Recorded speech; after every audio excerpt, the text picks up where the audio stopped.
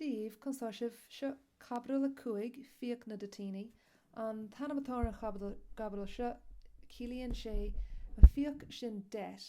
Stogad rudtá gist is sort of the debt of the cigarettes, so the price of the cigarettes.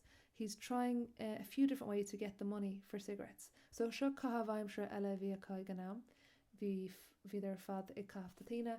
A bit more of star social to the heron, social history. Nowadays, you wouldn't have too many 12-year-olds smoking, but back then, he says in this chapter, you weren't really a man until you had a cigarette in your mouth. Okay, tus nomish. So seo capital cúig. So dúirte bhí mé gábhlíon déag nuair a bhlas mé mo chéad tatín. Gach tránóna bhí idir ógus éasta bailithe ag bunan firt ag an bheonach ag an am sin.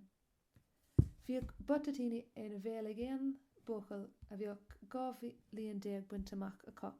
So sin an ortúir sin, anyone who had reached 12 years old, sé bliana déag díis, he was 12, but he said anyone who reached 16 would have a cigarette in their mouth.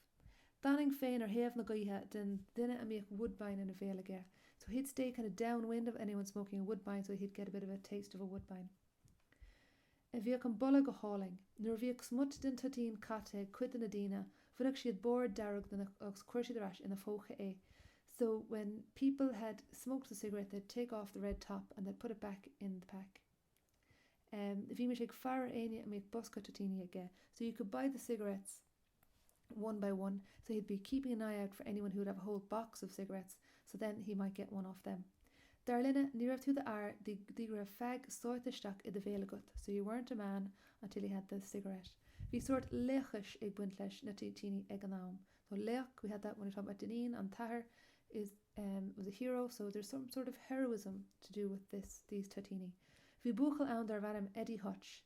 Eddie Hutch is another character in this scale, is cara é le Mike. Agus bhí but ina hatínaige ina fóca, nuair thugad sé ar scoil gach lá. Nuair duine sé dom go bhaidh sé tatíine an Uncle Mike, níor bhada gur thosaigh mé féin a curthanna ar Uncle Mike. So sin a bit of ground arís, you see the stíl atá ag Mike. There's 3 Mikes in the story. This is the second Mike. This Mike is Eddie's uncle who gives them cigarettes. Saharan bra in an tharag, thug mé cuairt I Malin Bhurig.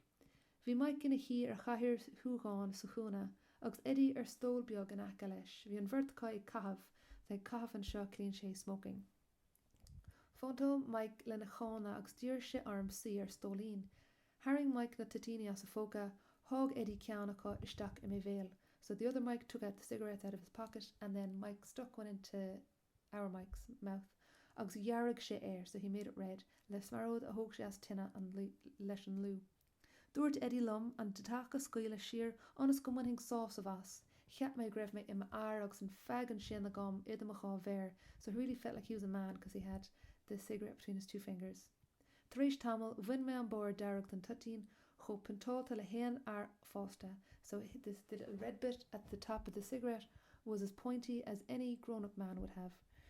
Gothaban bhrát me mo cheann na gairí éadrom agus mo scábhóga casa ar chéile, so he felt like his head was getting light and his lungs were turning in on each other. Gaf me leisce leis an martella agus lig me orm, go raibh me dul bhaile, go bhreibhrim dul bhaile chun món a thuirtaisteach. So suddenly he pretended he had to go home and take in the turf because he felt really sick. Rit me amach with bohrín cúan nach mí an úsáid a géine agus cuir me amach a raibh stigam a bholog. So I ran into this little bohrín and I put out what was in my tummy, so he basically just threw up. Chach me oran clig I líon sin go dtír tháinig me chun féin. So he spent an hour lying on the little bohrín until he came round.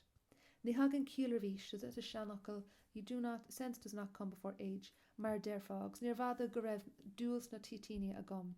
So dúil focail eile bhígwing hannah, he had kind of to gná cílíonn sé talent ach an seo just means he really loved the tatíine. Is anmh a bhíoh fiochan na tíine a gom, mar dilling cúpelpengar obair der mórí. Mar, má or dá dillig sé arigid bheoch ar a thuirt dá bháthir. So he said on sin, it was rare that he'd have enough money to buy this tatíine because if he'd only get a few pennies for his farm work and then he'd have to give it to his mom. Gach madan luan hang Phoenix Eddie go doras Holland frosta. So seo says chef de vehicle. Chef is like a little trick, S-E-I-F-T.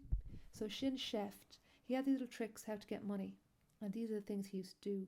to get cigarettes and sometimes to get money for the cigarettes. So the first one was how to make his own cigarettes. Valamimish na butna a viek an talav, vinamish an pauperdiv agus churmish an tabak a Muscoston.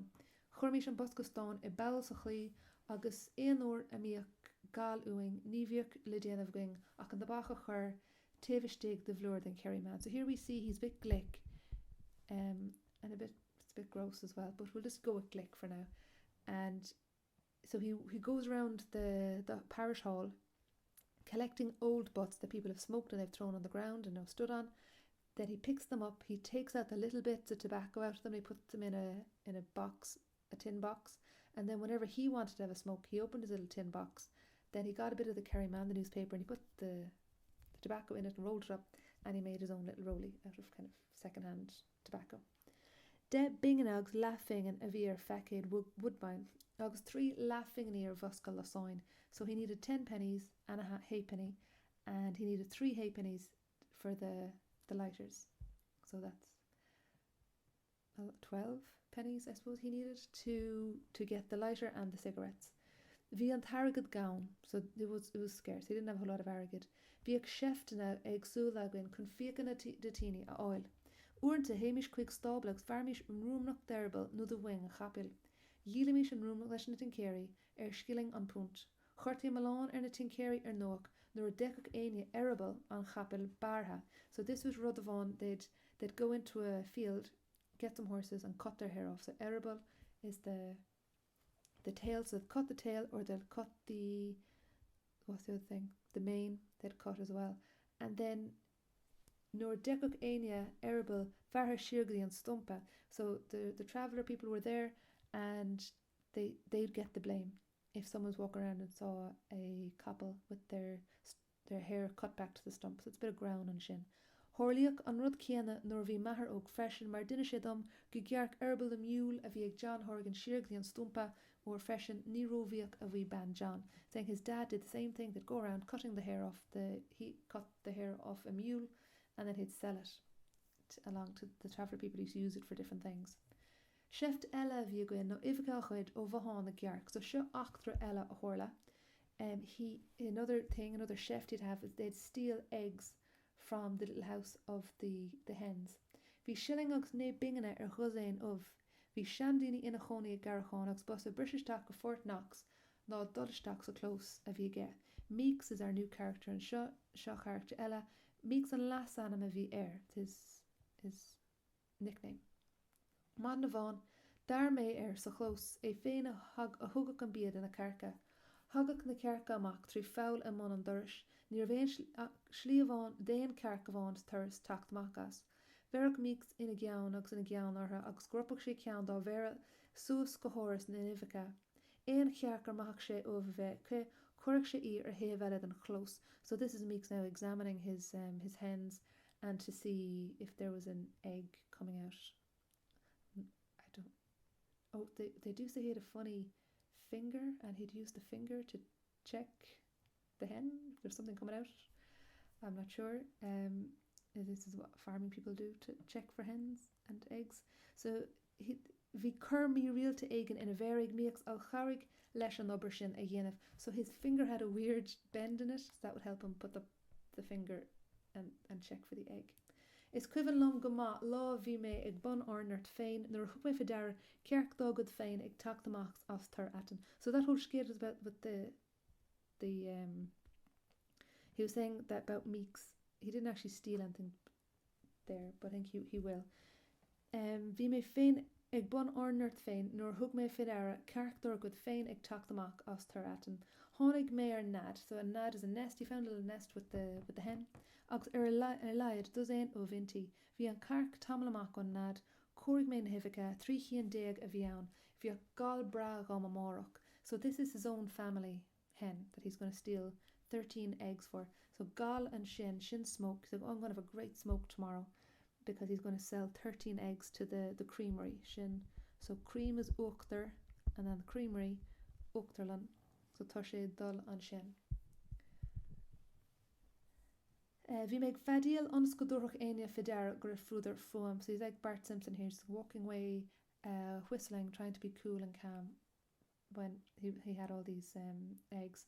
For mé mála se bedorach dags, chuir mé cúpla lehanach den Kerryman istachan, raslam go dtí an nad, hí an carcan na CNT, thug mé me lábharsteach chun hifga all, bhuiin mé an ceart pucha mas as bhuiin an ceart pucha amach asam lena chub. Leonard the Vitch missa, rug mé erbala chamé amach as an nad so here he grabbed the hen by her tail and he flung her out of her nest. Cuir mé na hifige isteach sa bhála, agus sias lom go pert na hawan low, so rís dead for raw, you are going to someday write, where is all the humour sa scéal seo, tá ground an sin, agus rís ground sa chur sias atá ann. It's the way he describes it atá, granor, the way he cursed at the hen and things like that.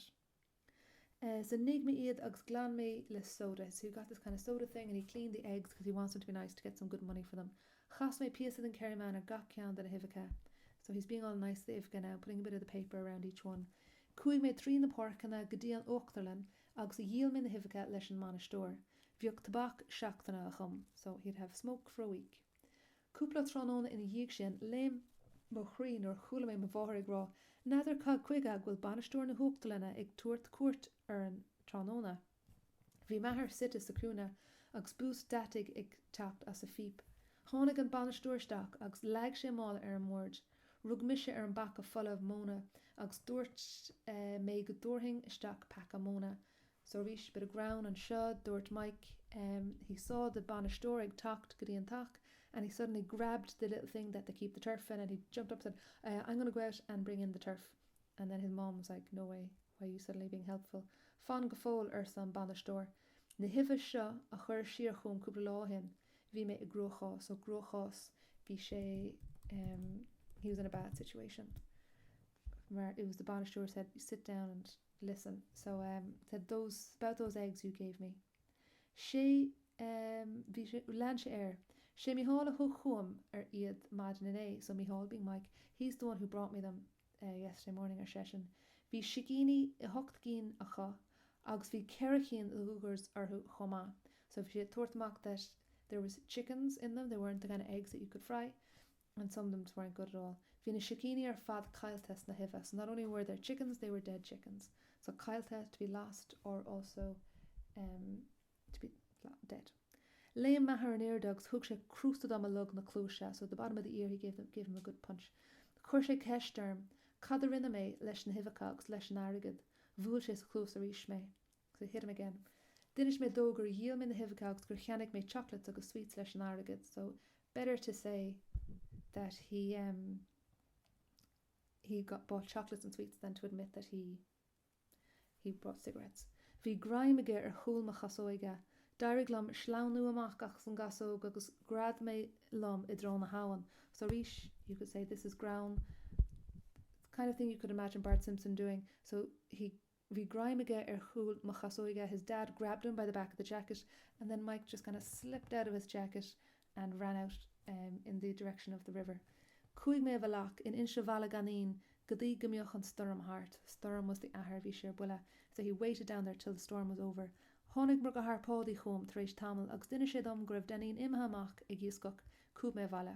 So he stayed out down by the river until his brother came and said, it's grand, dad's gone fishing, and then he came home. Se anis sa mo bháthar lom, tá súlagam gur álam mímis de cheach den jobh, nuair thiuc for bhaile ó scoltán ó na mórach, mar chuta bhar íocan an nómh, caafar pacha scoltán a scolta.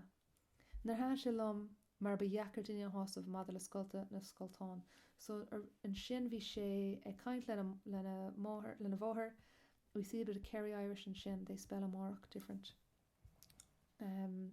And he gets a punishment, so for sé pianos and seo, agus dúirt a bháthar mar fianos, caiitú na scoltán a scolta, that they've to split the potatoes. It's a thing they used to split one potato in two so that when you could plant them to get more potatoes, and then if you split in two you get double the amount. So sin na díine ar fad bí cinnte go dtigann tú cé atá sa Caibidil. In this chapter we met Eddie Hunch and Cara, Uncle Mike, so they won't turn up in the story again, but just to know they're important for this chapter. Cada la horla, bhí with ground now, so cadid an rudí horla, it's all about the cursius, and it's the description really that's funny and show. On cursius mix ag ag tuairt bead in the carca, on cursius vaik ag caftatini in éna clédi hutch. Really, if you get asked about the ground, you could say anything because it's how he describes pretty much every event tá sé granúir. An chuirsíos ar an ngadíocht an the robbery a rinne Mike agus ar a hórla dó margheallar sin. Arish, this seems to be the same thing for every chapter. Tá sin pliocht down, simplicity, tugan sé cuntas pio samúldung mar tá bu na scéalaíochta aige. He's got this talent for storytelling. Agus úsáin sé seanachal das Arish. In neach mór gach cabdal tá seanachal ann. Hey, fig me seo ar cúpla ceist a bheoch ann. Tugan an túidir Maidhc Dainín pictúr crín saléirún ar na clasa a ddímric sé féin as a chuirde le ling na gaigadaí an ráta sin a play. So na clasa, with class sin focail eile ar little trick, focail eile bhígam ná sheft is another word. If you're trying to describe them as a person, you could say is dinna chef doule. So chef doule sin resourceful. He didn't have much money, so he did all these things. Canarga the alt. Ifre though bevinnic an túidir agus a chóirdeag plaicíocht. Ní bhíoh mrán dochar ag buint leis na clasa a dimrioch siad áfach fírinne an ráta sin a phlé. So often his friends and himself would be messing. You could talk about the school, viidir ag trid ar scoil agus mar sin de agus ancud rudí an gabadal seo did for á fé na capel agus mar sin. So sin é sin deir le capel a cúig.